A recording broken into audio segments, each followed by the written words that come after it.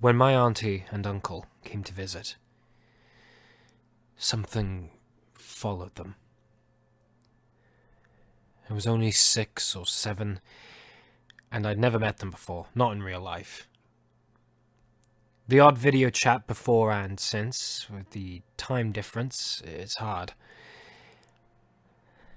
They came in the house, and it was like something else rolled in with them.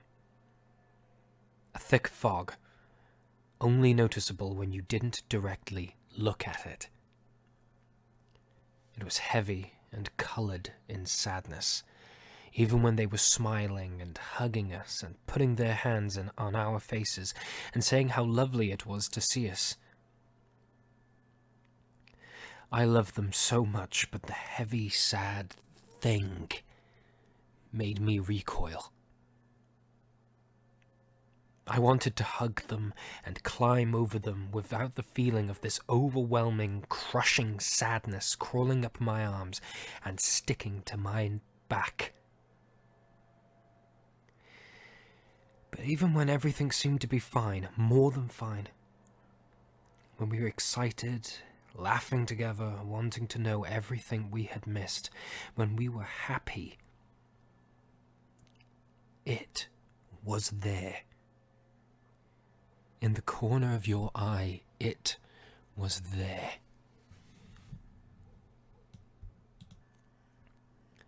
When they saw Dad, it was like the heavy, sad fog rolled into his heavy, sad fog, and it mingled and multiplied, spread all throughout the house, and it was suffocating. I hadn't realized he had had a fog of his own until then. Even if we were laughing at a story they were telling us about what things were like for them in New Zealand, or playing little trivia games, or perched around the sitting room with our cups of tea and box of Quality Streets, it was there, sitting with us. I didn't know what it was, but it's lingered ever since. I think it was there before they came, too. But I didn't know how to see it then. I wonder if Dad can feel it. If my auntie or uncle can feel it. If anyone else can feel it. Or if it's just normal to them now. Unnoticeable and accepted. It's heavier and bigger and definitely much older than me. It might even be older than them. I think now I might carry it with me too. I can feel it sitting between my shoulder blades, filling my chest with nothing. Emptiness. Sometimes I hardly notice it. I don't feel it until I'm very still and not really doing anything at all. I notice it sitting there, and at first it's only the lightest pressure. Then once I've felt it, it's all I can feel. It's like it's dripping down my arms and over my head, coating my whole body in thick, black, hot tar and slowly cooking me outside in. It crawls along my friends' arms when they try to hug me. They recoil like I did when I was 6. Doesn't seem fair.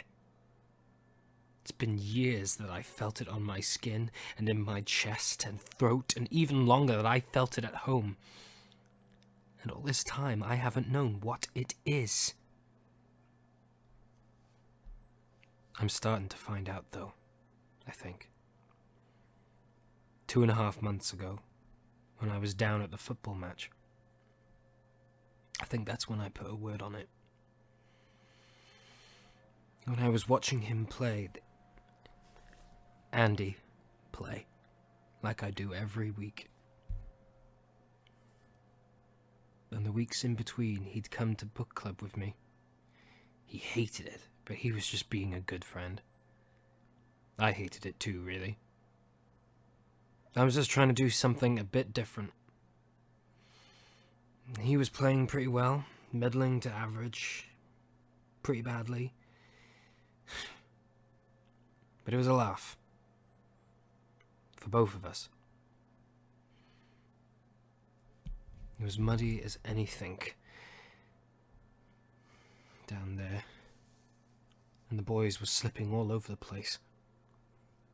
He was the first one to properly deck it, slid right along the pitch, nearly all the way to the other side's goal.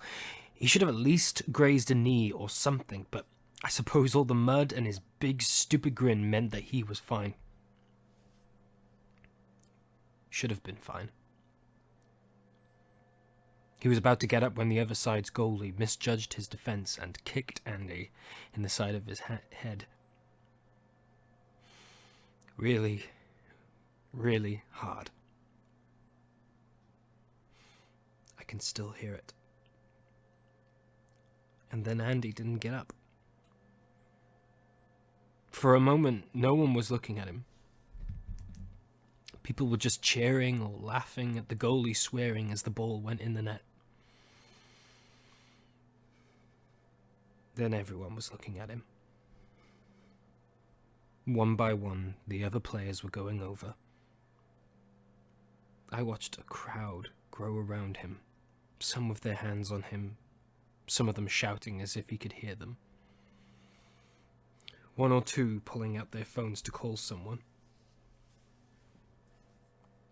Andy's dad pushed through, paused, then dropped to his knees, a hand on Andy's still chest, the other propping up his head that was swinging side to side and heaving with these huge, horrid sobs. I was still in the crowd. I hate myself for that. I should have been by his dad. God knows what he thinks of me now. But I couldn't move. I could hardly breathe. The fog that I'd known fog that I'd only ever known of living at home was pouring out from this little crowd of people, spilling out across the pitch. The thing that lives on my back, in my chest, in my throat, it was angry. Angry and thrashing and crushing all the other parts of me. It was enormous. And it hurt. So much. It was feeding on me, and it was feeding on Andy and his dad. And it was feeding on my best friend's muddy, bloody body. Now I had a name for it. Grief. Since then, it's been all I am. It doesn't creep at the corner of my vision anymore. It's all I can see. Some days the fog will clear a little, but the thing sitting on my back never leaves. And it has a voice now. Andy, Andy, Andy. On and on. Yelling or whimpering or crying out makes me sick. And one day in the past 2.5 months, I accepted that this is how it is now. Forever. Like my dad and my auntie and my uncle and however many people before us, maybe generations and generations of our family, passing down grief like other families pass down blue eyes. Forcing their children to feel the aftermath of death before they even know that things can die.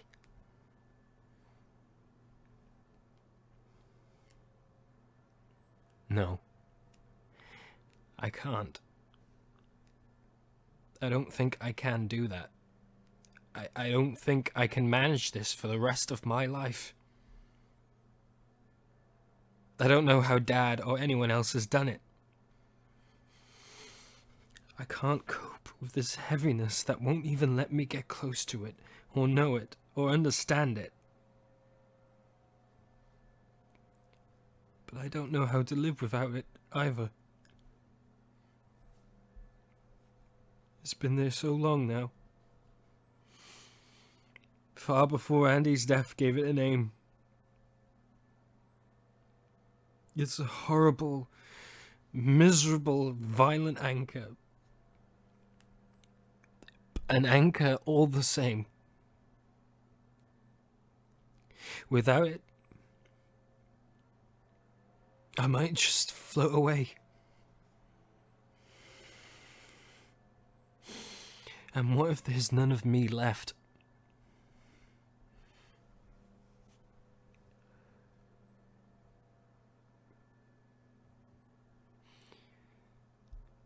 I reach round, and I pull the thing to where I can see it. It hurts more now than ever. I look it into the eyes. I hold it close to me.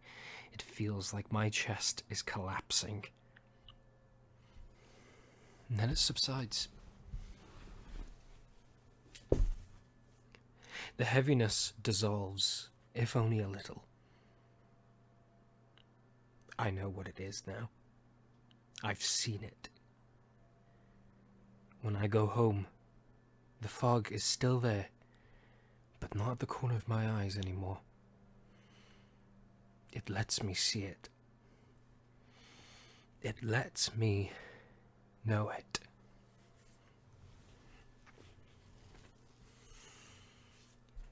I realize having grief and grieving is not the same thing. This is grieving. Moving through it. Working with it. It's mine. Not something handed down to me that I never asked for. It is mine.